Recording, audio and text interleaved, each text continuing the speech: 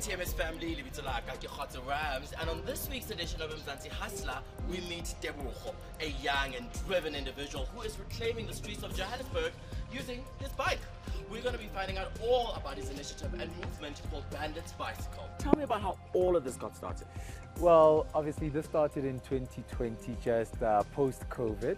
As much as you know, everyone was locked down and we couldn't move around. But as soon as we got the access to get onto the roads to exercise, my business partner Titi Mashele decided to say, look, let me gather a group of friends and firstly let's start by riding just as a form of exercising and getting a breather out there.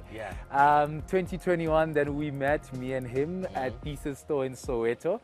And being that obviously we had a same, kind of energy and feel and vibe of riding bicycles, and we have the same experience in 2019 that we had in Cape Town, which we never met at all. Only then in 2021 we met, and we decided to say, look, let's ride and let's give the people the same feel that you would get from Cape Town on night rides in Johannesburg, in Soweto. But with that then rolled out to saying that how do we reclaim the streets of Johannesburg? How do we bring back commuting back to Johannesburg with bicycles? As you can see us that we are even here today at 44. 44 had became now the central point of Johannesburg, where now obviously our cyclists connecting to the north and the south, you need to come to 44 Stanley, going to Rosebank, going to the CBD, and this is your central point. Tell me about what its success has meant to you. Look, it gets bigger and bigger every year. I would even start to say every month or every quarterly of the year it gets bigger. Then you get friends who are even initiating other type of rides that they would like to do with their friends, and it becomes a concept and we bring it on the road and we ride with new people who've not been riding bikes for maybe 10 years, if we are to say. But today, as I'm going to take you on the experience to get on the bike, it's the same experience that we give everyone who comes for the first time. Unleashing that 12-year-old again, that you are on a bike and getting to ride. So that's what we're trying to bring out, that yes, there is the competitiveness in cycling, which is sports. There is commuting where you're going to work with your bike, but also you can gather with friends and come together and bring out that 12-year-old again to ride. But in success of what it has done to me, it has now made me get new friends and obviously getting to know everybody around the city, engaging with people, creating new network, and finding myself actually being what I would want to call myself, not really, but the bicycle man in Johannesburg. I think that's good, I think that's a deserving title and very fitting. Thank you. So in addition to having these sort of, can I call them events? It is events, it is. You also have a standalone store in Johannesburg where you showcase the bikes, you also sell the bikes. Tell me about the entrepreneurial aspect of that as well. So that came about firstly, obviously, with the mission statement that we put at Banditz Bicycle Club, right? Our aim was to make cycling affordable and accessible in the city. So it was not only about reclaiming the streets, but it's also about how do we make cycling affordable to the community that we want to serve. So it came to a point that I myself, being that I was a qualified auto technician by profession at Jaguar Land Rover, some people would say, why leave cars and go to bikes? It started as a hobby, but now became a passion because it was more therapeutic for me. But then I said, let me make that a business. Took the bicycles, started fixing bikes, upcycling bicycles. Then the entrepreneurial came about. To be honest with you, sometimes you just don't know that you will become an entrepreneur.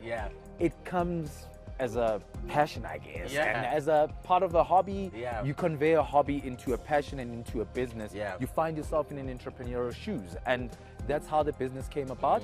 But what we are trying to achieve, I don't want to feel like an entrepreneur based on the shop that I own.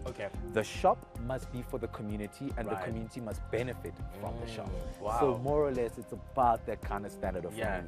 I really like, it feels like the mission is about serving people more than it is about you just sort of releasing your passions. And so I want to know about the move to go from Soweto to then bringing it here in the city? Sure. Because I feel like that's so special in itself, and I'm just quite curious as to why it even happened to begin with. Johannesburg, the reason is it's centered to Yes. everybody. Listen. And being centered to everybody, that's why we chose Johannesburg specifically to say, let's move the shop to Joburg in order so that everybody could find it as their central point and let it be routed out to other townships and communities where people can also now find their way into the city and out to their communities, and that's how you get the best commuter in Johannesburg. I get that. Oh my goodness. I want to know just a bit more about some of the myths that you've had to dispel to first-time bikers or people that are taking an interest in it. Sure. I feel like part of what you're doing is to letting people know how accessible it is, but I'd imagine there's a lot of myths that you'd have to dispel along the way.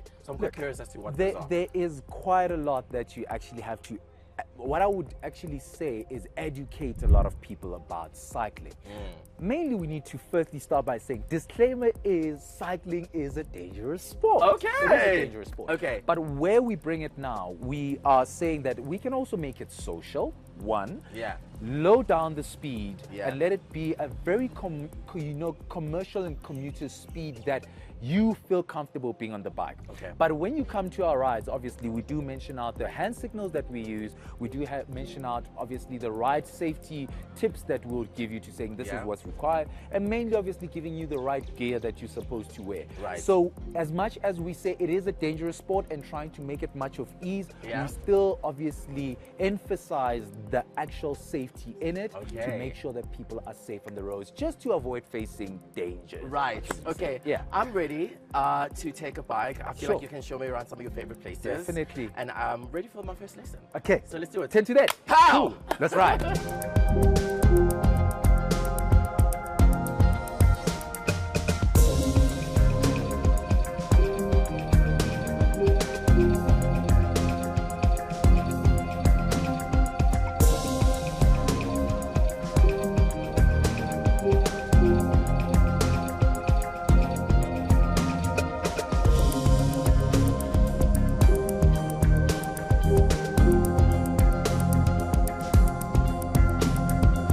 Chambers family, thank you so much for coming on this incredible ride with me and the incredible Joburg bicycle mayor, Tebza himself. Thank you so much for being with us, man. I'm so grateful that you came. I'm so grateful that you came and that you enjoyed it. Please join us again on the events. Absolutely. As much as I said, go on our social media. Check us out, and you actually can see of all the events that are coming up, and come ride with us. I'm so glad. I'm so happy that you came. Friends, be sure to go like and comment and be all over their social media pages. That is Banditz Bicycle. For now, though, him and I are going to go on one last hurrah around Johannesburg. Definitely. Can we do this? Let's go. Let's go. Easy. See you guys again next time. Cheers.